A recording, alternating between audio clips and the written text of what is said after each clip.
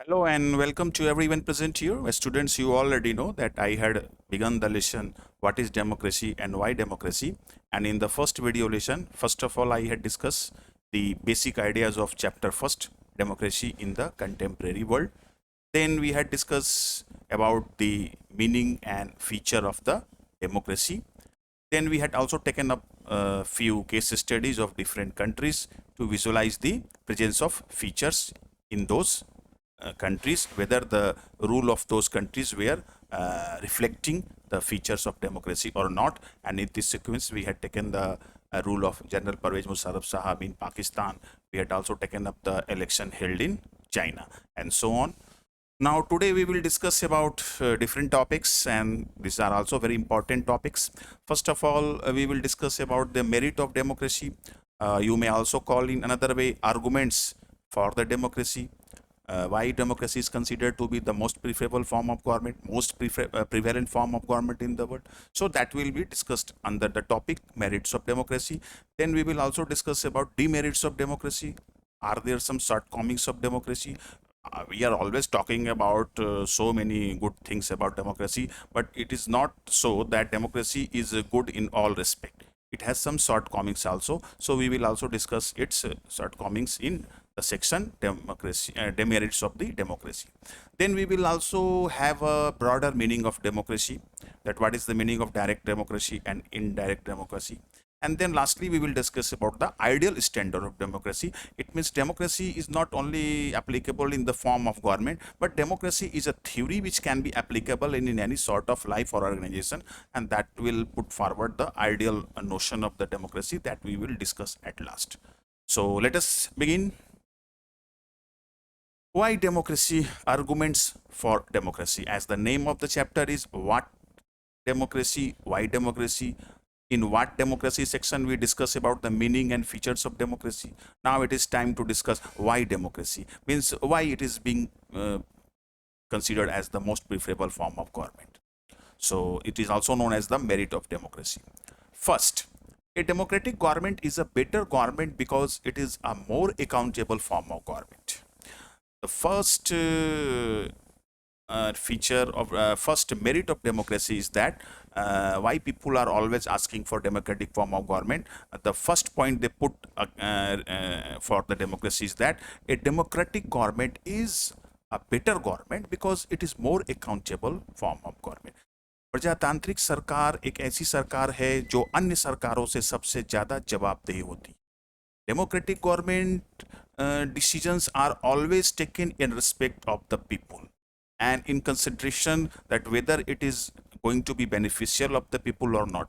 Democratic government does not take decision at its own according to their wishes. अपनी इच्छा और अपनी पसंद से डिसीजन नहीं लेते. उन डेमोक्रेटिक गवर्नमेंट को अपने हर कार्य के प्रति, जनता के प्रति एंसरेबल होना पड़ता है. अकाउंटेबल का मतलब जवाबदेह होना. जनता पूछ सकती है कि आपने ये कानून बनाया तो मेरे लिए फायदेमंद नहीं है, इसको चेंज कीजिए, ये आपने ऐसा डिसीजन क्यों लिया. तो डेमोक्रेटिक गवर्नमेंट में हमेशा गवर्नमेंट को एंसरेबल होना पड़ता है अपने सभी एक्ट्स के लिए, सभी घटनाओं के लिए, सभी परफॉर्मेंस के लिए. अगर वो इस तरह से नहीं होगी तो हो सकता है अगले चुनाव में जनता उसे हरा दे. तो डेमोक्रेटिक गवर्नमेंट की सबसे पहला मेरिट है कि it is accountable for its every act and performance. अपने हर कार्य और हर डिसीजन के लिए उसे जनता को जवाब देना पड़ता है, और वो जवाब उसे अगले साल, अगले 5 साल के बाद जो चुनाव होता है उसमें मिलता है. अगर उसने अच्छा कार्य किया होगा तो जनता उसे जिता देगी, अगर उसने बुरा काम किया होगा तो जनता उसे हरा देगी. परफॉर्मेंस. इसके लिए एक एग्जांपल दिया गया, फैमिन इन चाइना 1958-61. 1958-61 का एक एग्जांपल हमारे बुक में दिया हुआ कि चाइना में एक बहुत बड़ा अकाल पड़ा, और वो अकाल इतना बड़ा था कि चाइना में लगभग 3 करोड़ लोग मरे गए. और उस समय चाइना में डेमोक्रेटिक फॉर्म ऑफ गवर्नमेंट नहीं थी. इंडिया में भी फूड स्कार्सिटी थी, लेकिन इंडिया में फूड स्कार्सिटी होते हुए भी इंडिया में इतना बड़ा अकाल नहीं पड़ा. इकोनॉमिस्ट लोगों का विचार है, अर्थशास्त्री लोग कहते हैं कि वहां पर इतना बड़ा अकाल पड़ा और 3 करोड़ लोग मारे गए, इसके प्रति गवर्नमेंट की उदासीनता रही, गवर्नमेंट का मतलब रिस्पांस सही नहीं रहा. क्योंकि वहाँ पर कोई विपक्षी पार्टी नाम की चीज़ नहीं थी, वहाँ मीडिया उतनी स्वतंत्र नहीं थी, गवर्नमेंट का हर एक्ट के लिए वहाँ पर उसका मतलब निंदा नहीं हो सकता था। तो गवर्नमेंट उतना रिस्पॉन्सिव नहीं हुई। अगर डेमोक्रेटिक गवर्नमेंट होती तो इतना बड़ा अकाल, वहाँ इतने लोग नहीं मारे जाते, ऐसा इकोनॉमिक्स लोगों का कहना है। और इंडिया में जो कि फूड स्कॉर्सिटी थी, लेकिन गवर्नमेंट को अपना जवाबदेह रहना पड़ता था, तो उसने फूड स्कॉर्सिटी प्रोग्राम को बढ़िया से डील किया, क्योंकि उसे पता था कि विपक्षी पार्टी और प्रेस मीडिया उसके हर एक्ट को मतलब हाईलाइट करेंगे, तो गवर्नमेंट काफ़ी सेंसिटाइज रहती है अपने हर कार्य के प्रति। तो एक फैमिन ऑफ चाइना का एग्जाम्पल हमारे बुक में दिया हुआ है कि वो उस बड़ा और इकोनॉमिस्ट लोगों का ये भी कहना है कि किसी भी डेमोक्रेटिक कंट्री में इतना बड़ा अकाल नहीं पड़ा। तो डेमोक्रेटिक कंट्री के गवर्नमेंट जो होती है अकाउंटेबल होती है, उस वो हमेशा मतलब सेंसिटिव रहती है अपने हर कार्यों के प्रति, और it is more answerable than in any other form of government. अब दूसरे गवर्नमेंट में इतना जवाबदेही नहीं। Second, democracy improves the quality of decision making. Democracy में देखिए कोई भी डिसीजन अपने आप नहीं होता है। डेमोक्रेसी में जो डिसीजन लिया जाता है उसके पहले बहुत सारे डिस्कशंस होते हैं, कंसल्टेशंस होते हैं, मीटिंग्स होती हैं। So in democracy, the decision are not taken at the level of only executives and the level of head of the government and according to their wishes and their preference.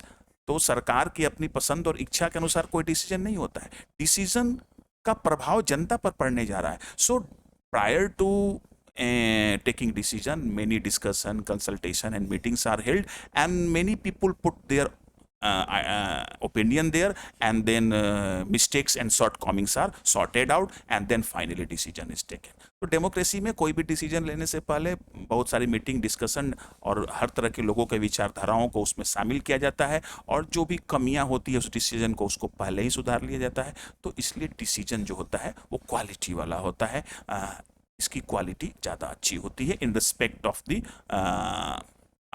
Different form of governments, monarchy और dictatorship. So democracy improves the quality of decision making. जो decision होता है it is taken prior to it is taken in consultation and discussion and meeting with so many types and groups of people and community that it is gets refined itself and it becomes a very good decision, because it is not taken in single-handedly and an upper level. Third, democracy provides a method to deal with differences and conflicts. It is suitable for the countries like India, having diversity of language, religion, and cultures. Democracy in India is possible to keep unity in diversity. तो democracy का पहला लक्षण हम लोगों ने पढ़ा कि it is better form of government, is more accountable. Second, it improves the quality of decision making. Third, democracy is the best form of government to deal with differences and conflicts. In any country, in any society, we don't find that everybody are agree at any point. किसी भी समाज में, किसी भी, यहाँ तक कि एक छोटा सा परिवार का एग्जाम्पल ले लीजिए, वहाँ भी सभी लोग एक बात पर सहमत नहीं होते। जहाँ चार व्यक्ति मिल गए वो किसी एक पॉइंट पर अपना एक आइडिया नहीं रखते। तो इतना बड़ा देश, इतने बड़े कंट्री को चलाने के लिए डेमोक्रेटिक होने में तो सबका ओपिनियन अलग अलग होगा ही। तो डेमोक्रेसी जो है, गवर्नमेंट है, ये कोई भी तरह का मतलब ओपिनियन या कन्फ्लिक्ट या मतलब टकराव की जब स्थिति होती है उसको बहुत ही टैक्टफुली, पीसफुली उसको रिजॉल्व करती है। Democracy take in consideration of idea and opinion and preferences of all sections, all groups of people, and it sort out it tactfully, peacefully, and very normal manner. But it is not possible in other form of government. Suppose if some group of the society in the country are powerful and they may take decision brutally, then the conflict will arise. There will be resentment among the people, and the people cannot live together for a longer duration of time. तो मान लीजिए कि किसी देश में अब बहुत diversity है और वहाँ जो ग्रुप स्ट्रांग है वो उसकी सरकार है और उसी हिसाब से वो अपना डिसीजन ले लेती है। या मान लीजिए कि आपका डेमोक्रेटिक कंट्री नहीं भी है, अगर डिक्टेटरशिप है या मोनार्की है या कुछ इस तरह का डिसीजन लिया जाता है जिसमें दो ग्रुप में मैंने कन्फ्लिक्ट हो जाता है, टकराव हो जाता है, और वो उसको शक्ति के बल पर दबाना चाहते हैं, तो फिर दोनों में मतलब प्रॉब्लम्स तो क्रिएट हो जाएंगे, फिर दोनों ग्रुप एक साथ लंबे ड्यूरेशन तक नहीं रह पाएंगे। तो डेमोक्रेसी जो है, जब भी किसी विचार में विभेद आए, उन कोई प्रॉब्लम्स आए, तो उसको वो बहुत शांतिपूर्वक और काफ़ी टैक्टफुली सॉल्व करती है। और इंडिया जैसे कंट्री के लिए तो वो बहुत ही बेनिफिशियल है, क्योंकि India is a country of diversity. People of many language, religion and cultures live here, and all have their own way of living, own way of opinion, own way of expectation. So democracy provides a method to deal with differences and conflicts. तो तीसरा लक्षण जो है कि democratic government जो होती है, वो अलग अलग विचारधारा, अलग अलग संप्रदाय, अलग अलग जाति और अलग अलग समूह के लोगों के बीच में एक पीसफुल सॉल्यूशन निकालती है, अगर उनके विचारधाराओं में मेल नहीं खाता हो तो। In a in a democracy no one is a permanent winner or loser। तो कहने का मतलब कि डेमोक्रेसी में कोई ना परमानेंट लूजर होता है ना विनर होता है।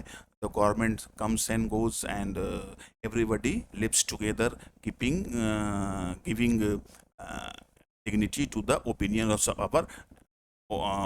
other groups, and solving the problems peacefully and tactfully.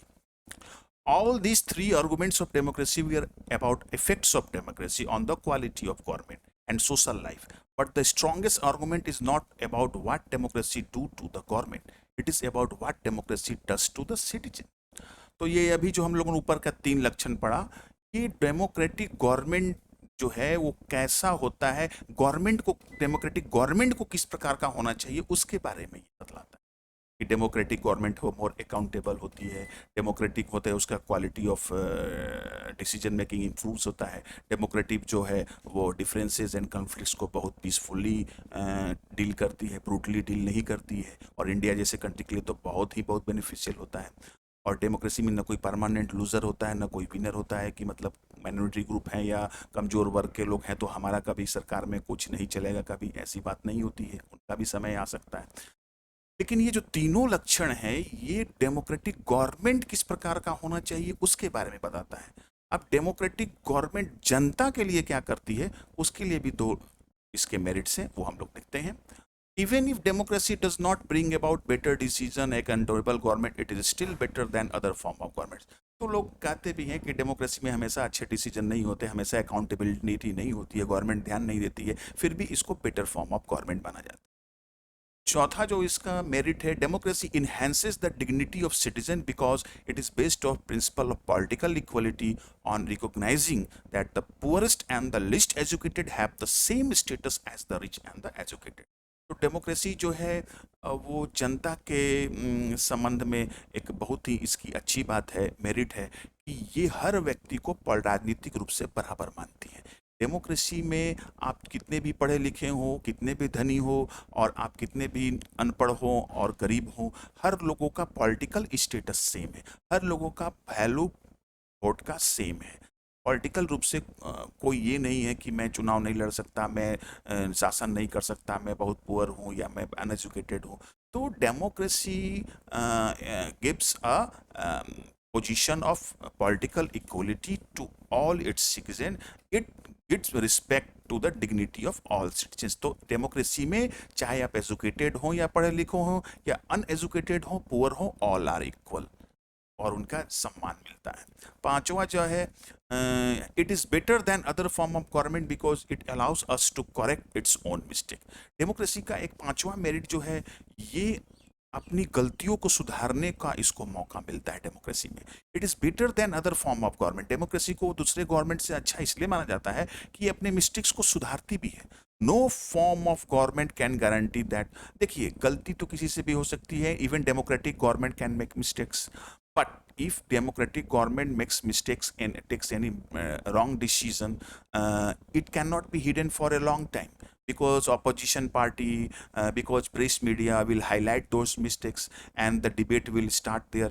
So the government lastly think that they should change their decision, and if they will not change their decision, it may be that next time in next election people will change the government। जैसे कि अभी देखिए कृषि कानून बना है और कृषि कानून पर विरोध हो रहा है, तो अब गवर्नमेंट जो है बहुत दिनों से बात कर रही है किसानों से, और उसको लगता है कि अगर कुछ इसमें गलती है, कुछ चेंजेस की बात है, तो उसमें सुधारने की भी बात कर रही है।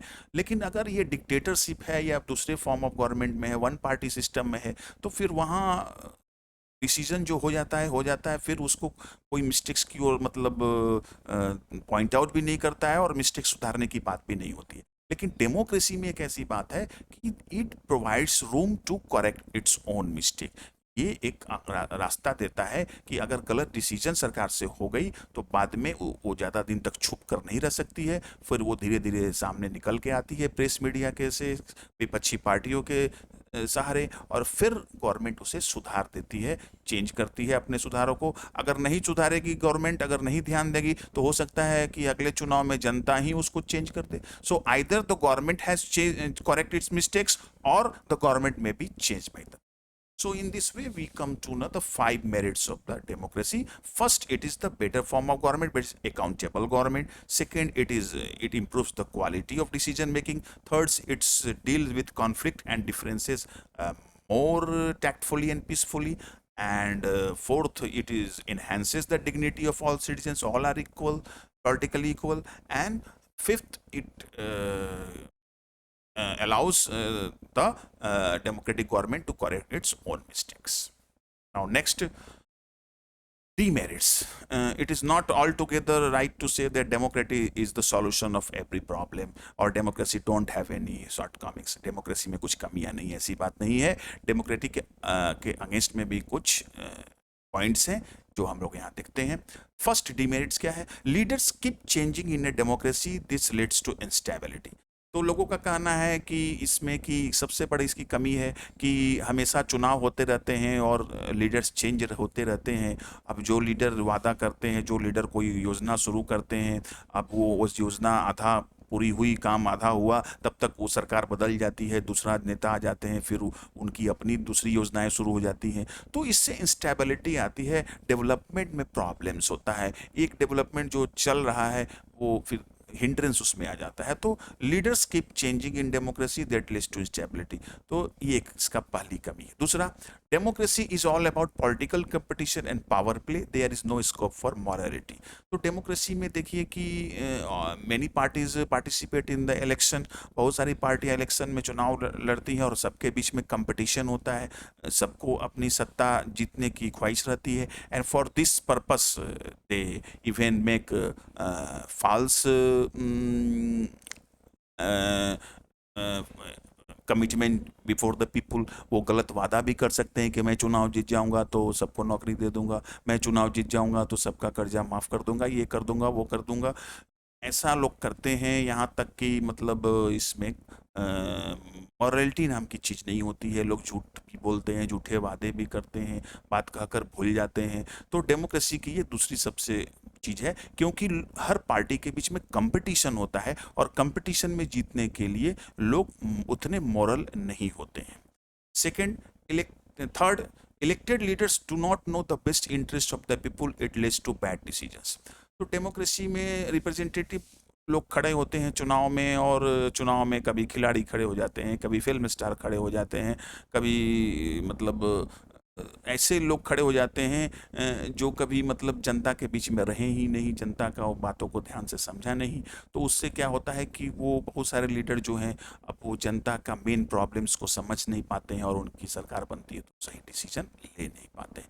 तो ग्रास रूट लेवल का व्यक्ति, जनता के बीच का ही व्यक्ति अगर चुनाव जीत जाता है, तो फिर वो प्रॉब्लम को अच्छी तरह सॉल्व कर सकता है, ऐसा लोगों का कहना है। तो ये थर्ड इसमें कमी है कि the leader do not know the best interest, मतलब जो शासक होते हैं, नेता होते हैं, वो जनता के सही माने उनकी मांग को नहीं समझ पाते। चौथा इसका डिमेरिट है, democracy leads to corruption for it is based on electoral competition. Democracy में करप्शंस का भी बहुत आरोप लगता है। वैसे हमारे देश में डेमोक्रेसी में चुनाव वगैरह होने के लिए इलेक्शन कमीशन इंडिपेंडेंट बॉडी है, और फ्री और फेयर इलेक्शन की बहुत व्यवस्था है। फिर भी डेमोक्रेसी में जो करप्शंस होते रहते हैं, बहुत सारे लोगों को लगता है कि हम अगली बार चुनाव नहीं जीतेंगे। चुनाव जीतने के लिए लोग बहुत पैसे भी खर्च करते हैं, और करप्शन में इसमें आरोप लगता है कि डेमोक्रेसी जो है कंपटीशन जैसा है, कंपटीशन में जीतने के लिए लोग, जैसे कैसे एग्जाम में कंपटीशन में लोग नकल करते हैं नंबर लाने के लिए, तो उसी तरह से कंपटीशन बहुत होने से लोग जीतने के लिए करप्शन का भी सहारा लेते हैं, गलत तरीकों का भी सहारा लेते हैं। और लास्ट है, ordinary people don't know what is good for them and they should not decide any. और फिर होता क्या है कि हमारे बहुत सारे मतलब इलाके में बहुत अनएजुकेटेड पॉपुलेशन भी रहती है, और they don't know what is first priority what sort of work should be done first and what sort of work done at second priority। तो जनता जो जितनी अशिक्षित होती है तो उनकी अपनी समस्याओं के बारे में खुद ही उतना उनको डिसाइड नहीं रहता है कि मेरा पहला काम कौन होना चाहिए, पहले पुल बनना चाहिए, सड़क बनना चाहिए, स्वास्थ्य का काम होना चाहिए। तो इस तरह से जनता को इतनी अवेयरनेस नहीं होती है, तो ये डेमोक्रेसी सफल नहीं होती। तो ये 6 पॉइंट्स डेमोक्रेसी के ड्रॉबैक्स हैं कि leader keeps changing in democracy, ये इंस्टेबिलिटी लाता है, leader keeps changing, it brings up instability. Second, democracy is all about political competition and power play, यहाँ केवल कंपटीशन और सत्ता की लड़ाई है, तो इसलिए मॉरलिटी नाम की चीज़ नहीं है। Third, elected leaders don't know the best interest of the people, bad decision take place. चौथा है, democracy leads to corruption, it is based on electoral competition. और आपका पांचवा है, ordinary people don't know themself what is good for them, और जनता खुद ही नहीं जानती है कि उसके लिए सबसे पहले अच्छा काम क्या है। तो these are few drawbacks of democracy. Next, broader meaning of democracy, democracy का वृहत अर्थ क्या है। In this chapter we understood the meaning of democracy in a limited and descriptive sense. तो यहाँ इस चैप्टर में हम लोगों ने डेमोक्रेसी को एक फॉर्म ऑफ गवर्नमेंट के रूप में देखा कि वर्ल्ड में कुछ डेमोक्रेटिक गवर्नमेंट्स भी हैं और कुछ नॉन डेमोक्रेटिक गवर्नमेंट्स भी हैं। तो डेमोक्रेटिक गवर्नमेंट्स के क्या क्या लक्षण होते हैं, वर्ल्ड में कहाँ कहाँ डेमोक्रेटिक गवर्नमेंट्स नहीं थी, उसका हम लोग केस स्टडी भी किए। We have understood democracy is a form of government, तो हम लोगों ने डेमोक्रेसी को एक सरकार के रूप में देखा, पढ़ा। The most common form of democracy takes in our times is that of representative democracy। World में ज़्यादा से ज़्यादा जो डेमोक्रेसी है वो रिप्रेजेंटेटिव डेमोक्रेसी है, प्रतिनिधिक प्रजातंत्र है। प्रतिनिधित्व प्रजातंत्र का मतलब होता है कि जनता खुद ही शासन नहीं करती है, बल्कि जनता की तरफ से एक प्रतिनिधि का चुनाव होता है। जैसे हमारे देश में राज्यों के लिए एमएलए का चुनाव होता है और प्रधानमंत्री के चुनाव के लिए एमपी का चुनाव होता है। तो हम लोग अपना एक प्रतिनिधि चुनते हैं। अब एमपी 10 लाख के जनसंख्या पर चुना जाता है लगभग, और 3 से 4 लाख की जनसंख्या के बीच में, मतलब 1 से 2 या 3 लाख के बीच में एमएलए का चुनाव होता है। तो कहने का मतलब कि जनता चुनती है अपने प्रतिनिधि को, और वही जनता की तरफ से सारा डिसीजन गवर्नमेंट का लेते हैं। तो इसे रिप्रेजेंटेटिव डेमोक्रेसी कहते हैं। A majority is allowed to take decision on behalf of all the people. तो सारे पीपल डिसीजन एक साथ नहीं लेते हैं, मतलब कुछ लोगों को चुनकर भेजा जाता है और वही लोग डिसीजन लेते हैं। सो इस तरह से 2 तरह की डेमोक्रेसी हमारे सामने वर्ल्ड में है। 2 टाइप्स ऑफ डेमोक्रेसी है, direct democracy and indirect democracy. Direct democracy किसे कहते हैं, in which all the citizen of the country assemble in a place and directly and take part in decision making. तो शासन चलाने के लिए जो भी निर्णय हो और उस निर्णय को लेने के लिए अगर पूरी जनता एक साथ बैठ जाती है, जैसे कि ग्राम सभा में होता है, गांव में होता है, कि मतलब जो भी निर्णय होगा उनके सामने ही होगा। तो अगर इस तरह से जैसे देश के प्रधानमंत्री को कोई डिसीजन लेना या मुख्यमंत्री को डिसीजन लेना, तो सभी व्यक्ति एक साथ बैठ जाएं और एक साथ डिसीजन ले ले, तो उसे डायरेक्ट डेमोक्रेसी कहेंगे। लेकिन ये तो संभव नहीं, इतनी बड़ी जनसंख्या कि एक साथ लोग बैठ ही नहीं सकते हैं। तो एक तो डायरेक्ट डेमोक्रेसी है, स्विट्जरलैंड में है। तो स्विट्जरलैंड में है वहाँ, तो डायरेक्ट डेमोक्रेसी कहते किससे हैं, it is a type of democracy where all the citizen sit together, assemble at one place and take decision themself. तो सारी जनता एक साथ बैठकर और एक साथ वहाँ पर बैठकर डिसीजन लेती है। और इनडायरेक्ट डेमोक्रेसी की को ही हम लोग रिप्रेजेंटेटिव डेमोक्रेसी कहते हैं। अब प्रत्यक्ष प्रजातंत्र, प्रत्यक्ष प्रजातंत्र डायरेक्ट डेमोक्रेसी, अप्रत्यक्ष प्रजातंत्र इनडायरेक्ट डेमोक्रेसी। तो most of the countries in the world are indirect democracy, representative democracy, in which people elect their representatives and those elected representatives make major decision। तो इनडायरेक्ट डेमोक्रेसी में होता क्या है कि हम जनता जो है वो अपना रिप्रेजेंटेटिव चुनती है, चाहे वो एमएलए चुने, एमपी चुने, जो भी राज्य सरकार के लिए चुने अपना प्रतिनिधि या केंद्र सरकार के लिए चुने, और वही डिसीजन लेती है। The majority of people rule through their elected. तो जनता शासन कैसे करती है, जनता अपने प्रतिनिधि के माध्यम से शासन करती है। उसे indirect democracy. Why is representative democracy become necessary in the present world? तो आज के संसार में डायरेक्ट डेमोक्रेसी क्यों नहीं हर जगह है, इनडायरेक्ट डेमोक्रेसी ही क्यों है? डायरेक्ट डेमोक्रेसी तो ज़्यादा बेटर है क्योंकि वहाँ जनता को डायरेक्टली डिसीजन लेने का मौका मिलता है, लेकिन ऐसा संभव क्यों नहीं है? दो कारण है।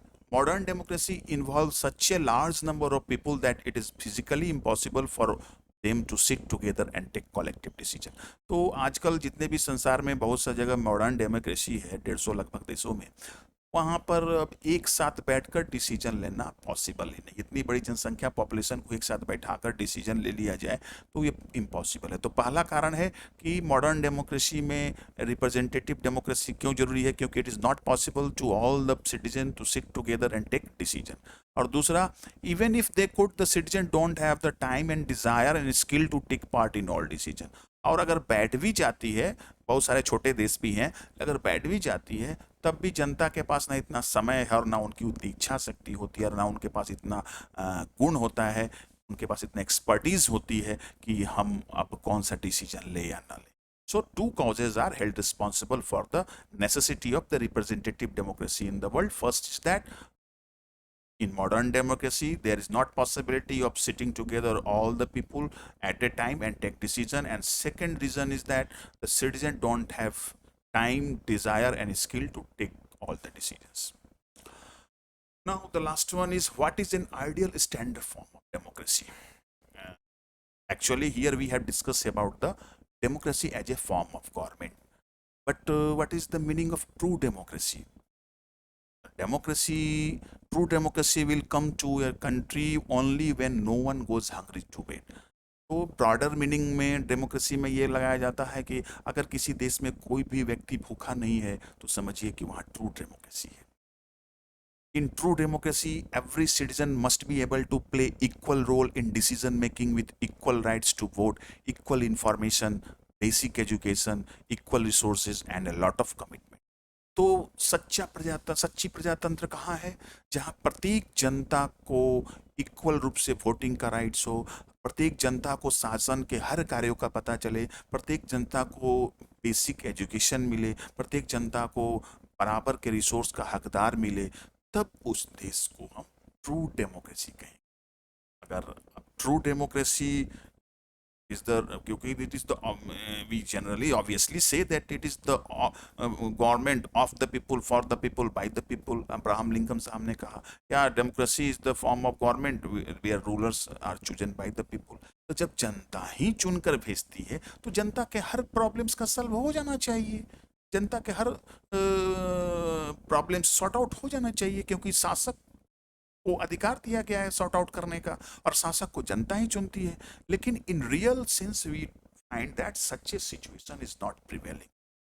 ट्रू डेमोक्रेसी वही डेमोक्रेसी है where no citizen goes to bed hungry, जिस देश में कोई भी जनता भूखे पेट सोने नहीं जाती है। True democracy is there where no everybody have the equal right to vote, equal information of every activities of the government, basic education and equal resources.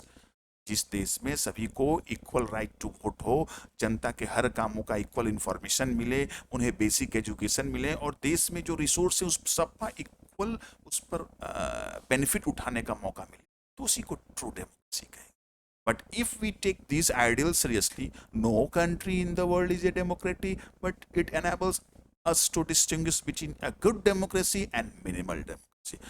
तो ब्रॉडर मीनिंग ऑफ डेमोक्रेसी जब हम यहाँ स्टडी करते हैं तो उसमें देखते हैं कि अगर इस तरह के ट्रू डेमोक्रेसी का अगर हम आइडिया लें तो संसार में तो फिर कोई कंट्री डेमोक्रेटिक कंट्री ही नहीं है।